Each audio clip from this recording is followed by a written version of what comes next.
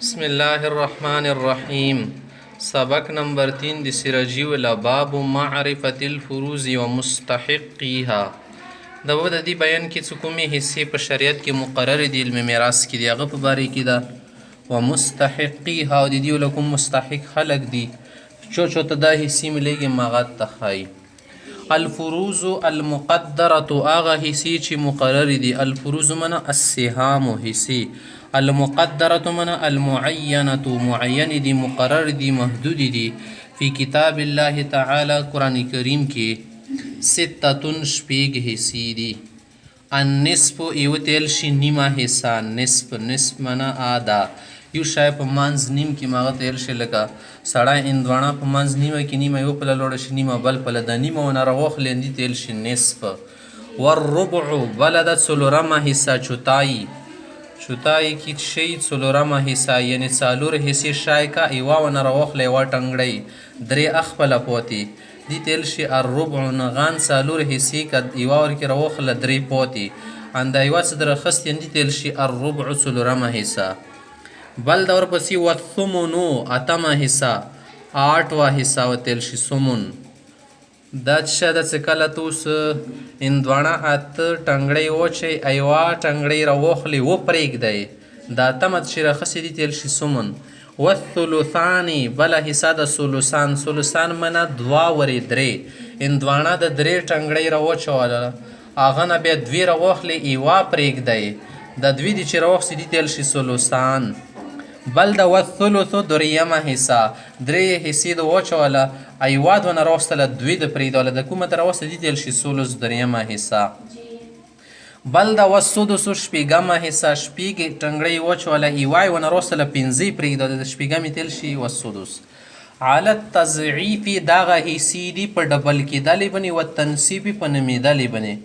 تضعیف منه شد شا ډبل کې لکه نصف څه ده نیمه حصه ده د ربع نه غاټه ده، ربع د ثمن نه غاټه ده، ثلثان بیا د ثلث نه غاټه ده، ثلث بیا د سدس نه غاټه ده. چې اوس هندواڼه یو سړی په منځ نیمه کې خو دوه کسو نور باندې ښه ګزاره کېږي خو که بیا څلور ټنګړۍ وچوله بیا یا کامه شي، بیا څه اته ټنګړۍ وچوي بیا خو د یا کامه شي اتمه حصه میلیږي خو ورته نور کسونه بیا کېنستو که نه. نو و تنصیب چې تل شي نیمول تل شي. تضعیف منه ډبل کول زیاتول دو چند کرنا، تضعیف منه دو چند کرنا دوگنا کرنا، تنصیب منه کم کرنا آدھا کرنا. دی نه سلوړ شي اوس یې وګوره ګز طرف نه سلوړ شي سدس ثلث ثمن دې سره د اوس څه شولې غاټې شولې ځکه سدس وړوکی د ثلث نه، ثلث بیا وړوکی د ثلثان نه، ثمن دا وړوکی د ربع نه، ربع وړوکی د نصف نه، دې طرف نه لوړ شي بیا څه کېږي شای غټېږي هغه نه په رسي ښي طرف نه ګوډه پرولې بیا څه کېږي کمیږي. النصف غاټ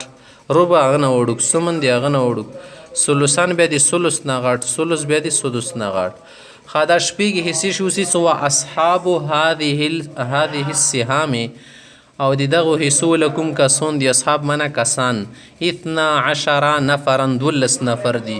12 کسان دي سړي تیل شي نفر افغانیو نه وتې 3 نفر راغلي منکرنان 12 نفر منه 12 کسان 12 شخص. اربعه من الرجال څلور کسانو کې سړي دي او اته ورکې ښځې دي. اوس وګوره ښځو ته میراث وله ډېرې حصې دي او ډېرې ښځې ورکې داسې حصې خلي ښه خال ښځو ته هسې نه یې ورکوي.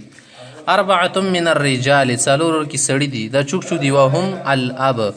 هغو کې یو دا پلور اباجان ونه مراد ساګا پلور ده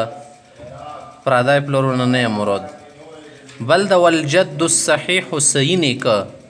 صحیح نیکه چې شتل شي وهو ابو الاب د خپل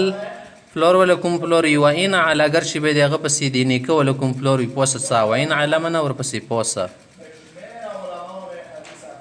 والاخ لام بل هغه ورور څه د مور طرف نه یې صرف دي تل شي اخ لام. څلورم چوک د څه حصه خلي والزوج خاوند د ښځې مړه شي ښځې نه کوم مول پوتې شي هکې یوه حصه خاوند ته یې ورکول شي. نه دا څلور قسمه نرینا کسان دي دو ته حصه میلیږي داسې مقررې حصې دي. بل درپسې وثمان من النساء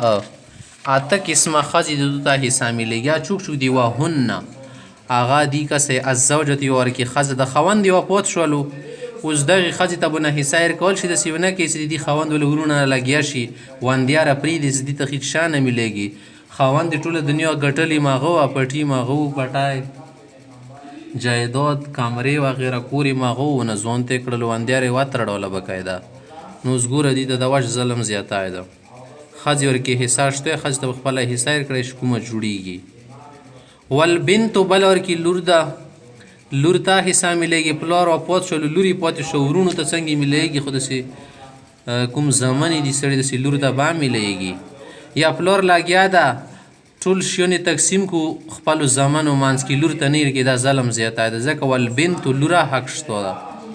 و بنت الابن بل شه د دې زوی لور شوله المسی پوتې وتیل شي دې ته به حصه یې ورکړي وین سفلت اگر چې دا لاندې ویلې نه څه معنی لاندې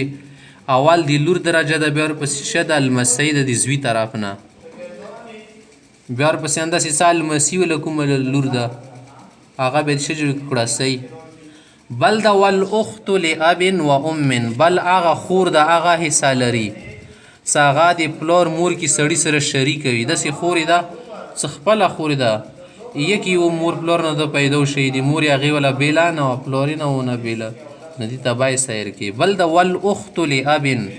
هغه خور چې صرف پلار کې شریکه وي مور یې بدل لکه یو سړي دوې ښځې دي نه د بلې ښځې نه کومه وړکې شی ده دا د دغه سړي څه د ورور یې ده د دې څه جوړېږي خور یې جوړېږي د پلار طرف نه مور کې بېله ده بل د والاخت لام هغه خور څه د مور نه وي صرف ورسره څنګه سړی لوړه زامن یې پاتې شو اوس دغه زامن څه کوم دي دوی به خویندې یاوي ځنه خویندې داسې څه دي سره مور پلار کې شریکي مور یې وایه پلار یې ده بل هغه ده څه پلار کې صرف شریکه ده